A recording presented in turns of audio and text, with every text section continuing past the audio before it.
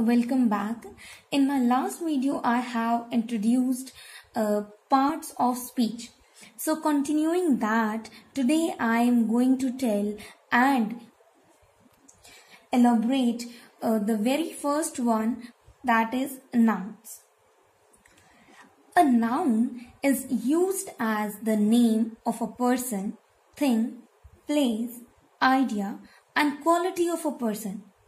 We already know the similar definition of noun. Today we will try to understand noun as well as kinds of noun also.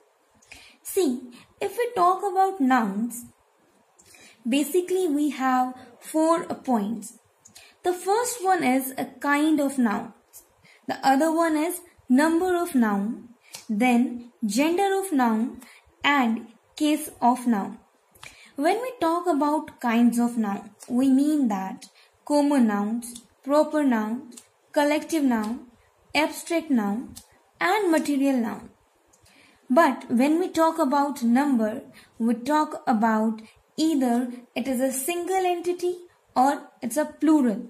So when we discuss number of noun, we will discuss singular and plural. Again, in gender of noun, we know that there are 3 genders, that is masculine, feminine and neuter. In case of noun, there can be 4 possible cases.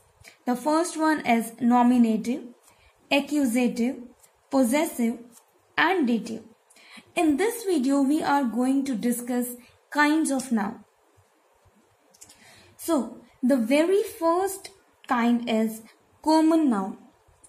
A common noun is a name given in common to every person or thing of the same class or kind, as the name suggests. Let us try to understand this with an example. Ashoka was a wise king.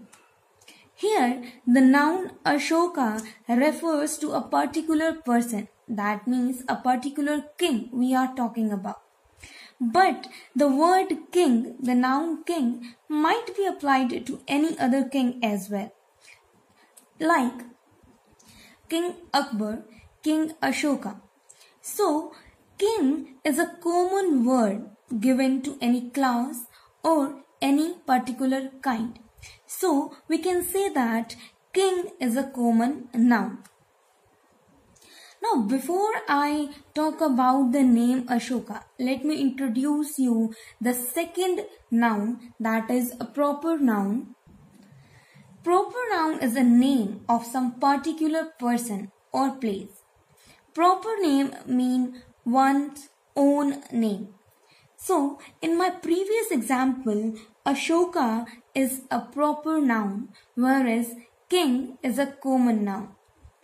Let us try to understand this proper noun with the help of example. Sita is a girl.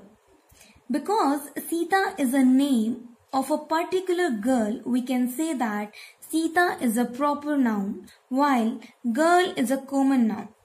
Because the word girl is a common because it can be given to any girl like Sita, Geeta, Meeta, etc. It is common for all the girls. While a name, that is Sita, is a proper noun because it is the name of a particular girl. So, proper noun is a name of some particular person or a place. Proper nouns are always written with a capital letter at the beginning. So, you can recognize directly also that which word is representing a proper noun. And proper nouns are sometimes used as common nouns also. Like, Kalidas is often called the Shakespeare of India. Here, Shakespeare is the greatest dramatist, and I have used this as a common noun. So, proper nouns are sometimes used as a common noun. Third one is collective noun. As the name suggests, collective noun is the name of a number of persons or things taken together and spoken of as one whole, like crowd, army, family. All these words are representing the collection. So they are called collective nouns. Let us see a few collective nouns like a fleet. Fleet is a collection of ships. Army. An army is a collection of soldiers. Crowd. Crowd is a collection of people. Herd is a collection of cattle. And library is a collection of books. We can use them in sentences also. Like, a herd of cattle is passing. We are considering a herd as a single entity. The jury found the prisoner guilty.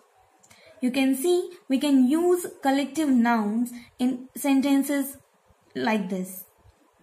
So, when a name denotes a group of similar individuals considered as one undivided whole, it is called a collective noun. After collective noun, the fourth one is the abstract noun.